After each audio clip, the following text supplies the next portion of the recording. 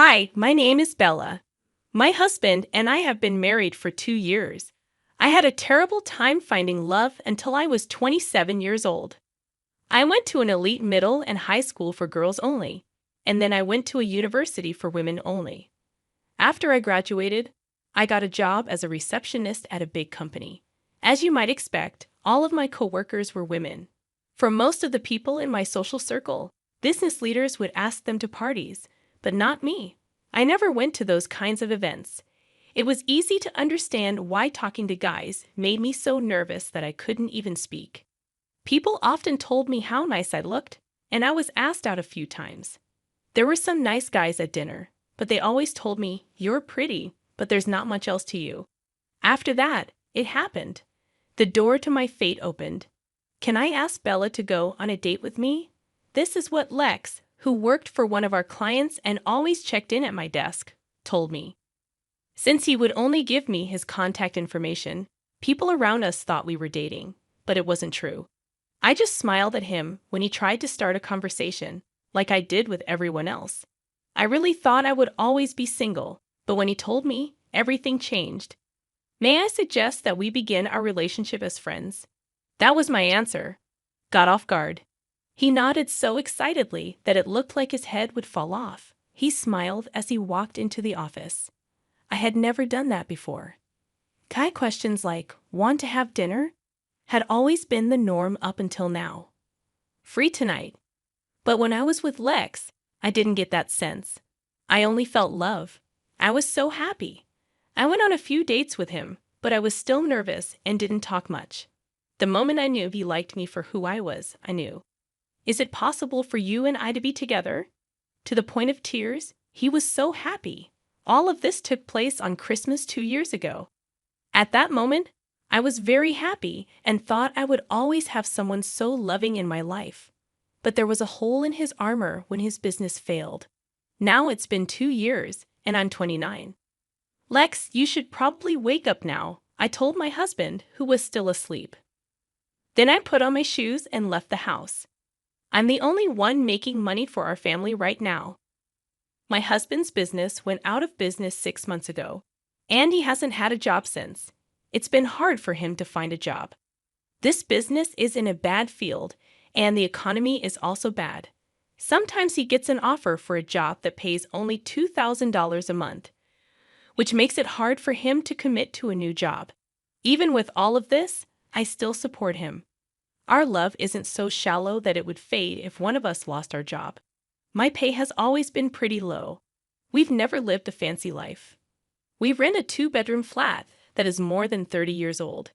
It's a 30-minute walk from the train stop, and the building isn't safe. But I was ready to give up a lot of things so that we could keep living together. I thought my husband might still be upset about his company going out of business. He had a few job offers, and I waited calmly because I thought he'd find a good fit and feel better. But my hope was short-lived, and he kept getting worse. Even taking out his anger on me by raising his hand sometimes was a sign of his stress. He didn't leave any permanent marks, and I thought he must be hurting more than I was. So I put up with it because I wanted to help. Then, after a few days, he finally got a new job. He quit the business he was in before and went into a whole new one.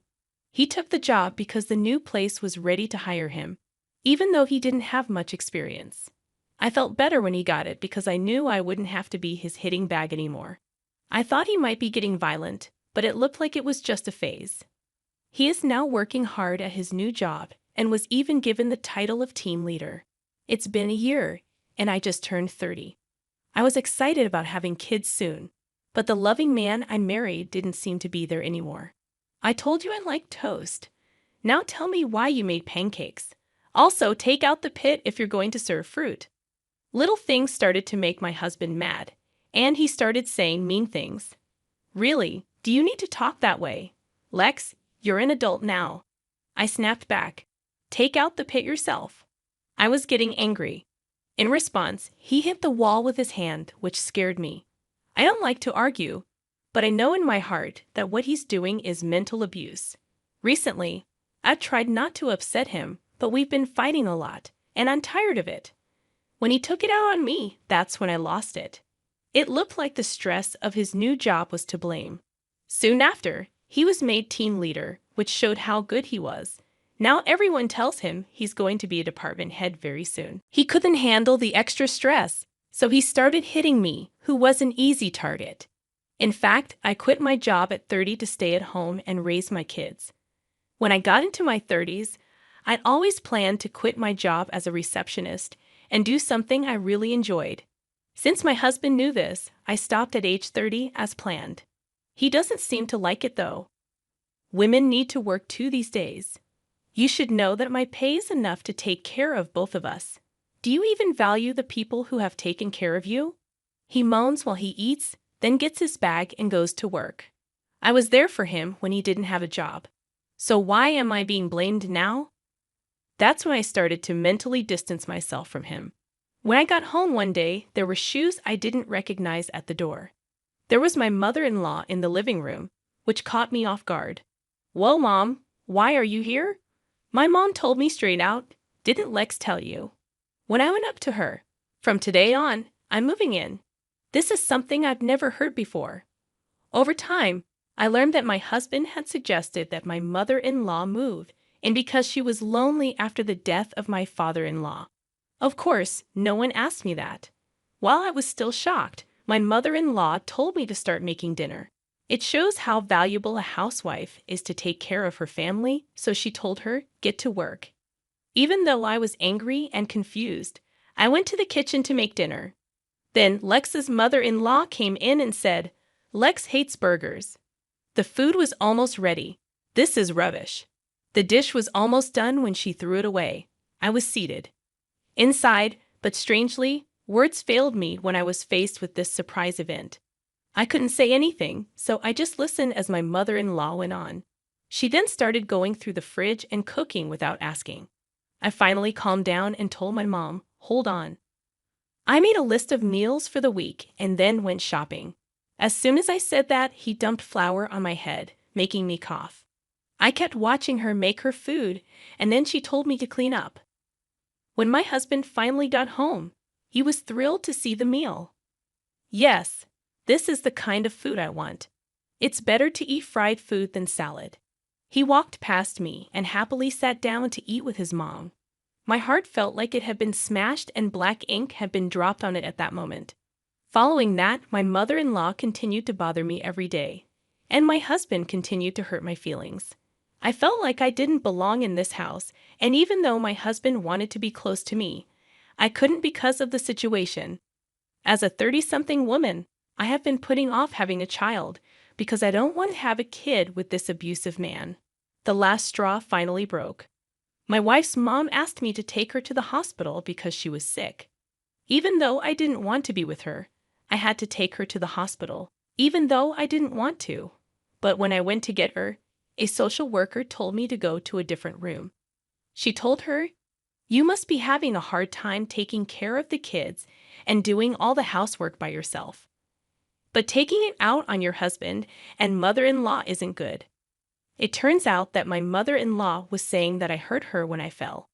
Even worse, she had been to the hospital more than once and asked about me each time. It looks like she picked today to deal the last hit. The social worker blamed me because she didn't know the whole story. You should look out for kids and old people more. During that time, our family hasn't had any children. When I was told I might need psychological help, I had had enough. "You broke my rights, so I'll sue you.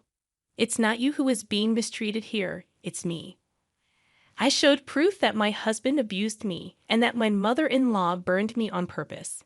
The social worker said she had to check with my mother-in-law, but I told her no and left the hospital by myself.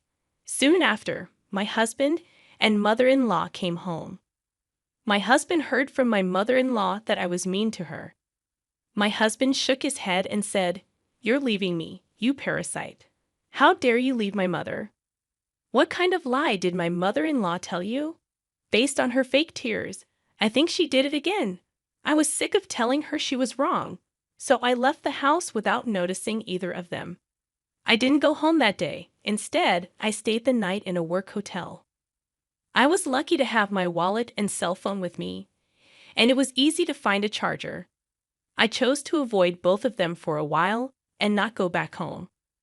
But as I walked by the house one day, I saw a woman in her 50s who lived across the street from our apartment. I was beginning to worry. I haven't seen you around.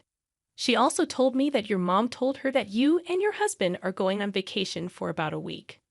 When I heard that, I couldn't help but laugh out loud. Then I asked myself, if not now, when? I called the moving company right away and asked them to help me move out as soon as possible. It was a little more expensive, but I didn't have much stuff, and the movers were able to get it all to my parents' house in just 3 days. Let's see how my husband and his mother react, since they have no idea how much I've helped with the house. They put me down when they don't know anything about me, and I won't forgive them. After moving, I went back to my parents' house because their house was empty. After a few days, my husband called me. "Where are you, Bella? There is no one in your room." When my husband found out what was going on, he kept asking me where I was. I told him, "Not your business. By the way, I've already filed for divorce because you've said you wanted to do it before. Sign them and send them in." After I hung up the phone with him, I stopped calling his number. After that, my life became peaceful. I did yoga, made breakfast, and then sat down with my parents at the table. I had lunch with my mom and dinner with my family again. That's how I felt, but it was comfort and happiness I hadn't felt in a long time. When I told my parents to thank you, they were surprised, but they were happy to see me. When my husband found out I was at my parents' house, he waited nearby for me. When I saw him, I tried to run away, but he caught up and grabbed my arm. "Call me Bella. Let's go home. Without you, the house is a mess." I yelled, "Help me," as his hold got tighter. As I was being helped, a high school boy in his sports uniform came by and called the cops. A businessman nearby also helped. Since the cops were there, my husband quietly left. But as expected, my angry mother-in-law stormed into my parents' house. "How dare you make fun of my son in public? Oh, you and your family are a shame." Finally, I stopped my dad from going up to them and told him, while I was doing that, my mother-in-law was outside our house making threats and even talking about defamation lawsuits. Dad was about to lose it and talk to her about it, but I stopped him. "Okay, I'm ready to settle this." I called my husband, who was standing next to my mother-in-law when the call came in. He told her straight out, "I know you're cheating, and I have proof. I'm going to sue you for abuse and get money when we get divorced." My husband became scared when he heard this. After hearing rumors that he was going to a hotel with a coworker, I actually paid a detective to find proof of his cheating. I had a lot of proof. I even went to the hospital and got a note saying I was healthy in case they tried something. I had also recorded talks in case I needed proof. I was going to talk to my husband and his mother about it when I was ready mentally. But I'm not going to be quiet when they insult my parents. My mother-in-law has also been stealing money from my pocket. I've heard that the house is in terrible shape and even smells bad since I left. People in the neighborhood are complaining, right? My husband didn't know what to say. A friend told me this story. They said my husband and his mother were not in town. It looks like they haven't been doing simple things like picking through the trash, and the house has become a dump. Besides that, I heard that the property management gets reports every day about the loud fights they have. Now my husband might understand how much I helped the family and want me to return, but it's too late. I'm not coming back to live happily ever after with your mom. After I said that, I put the phone down. Soon after, my wife's mom tried to break down my front door. They were both arrested after I called the cops. After the fact, my neighbor told me that they hadn't taken care of any of the complaints through the management business. The drama finally got so bad that it cleared out the whole apartment building. The management finally went to court against both of them for not paying rent, ignoring complaints, and making business difficult. They were being sued for money damages. They were finally told by the court to leave and pay money for harm. They can't rent anywhere now because they're on a list of people who can't rent. It turned out that the rent wasn't paid because my husband made a mistake at work that cost a lot of money and caused him to lose his job. He quit his job and moved far away because he couldn't find another place to live in the area. He then ran into another problem when he tried to find new work. He became homeless, which made his mother steal from stores. She was arrested for hitting a store worker who tried to talk to her. I read about this in the news online. I have no idea what comes next, and I don't want to know. When I got divorced, I started working at the coffee shop of my dreams. Someone I work with who is 5 years younger than me and I became friends. I got married again when I was 34. We opened our dream cafe when we were 40, and now I'm pregnant. I'm pregnant at a late age, but I've never been happy.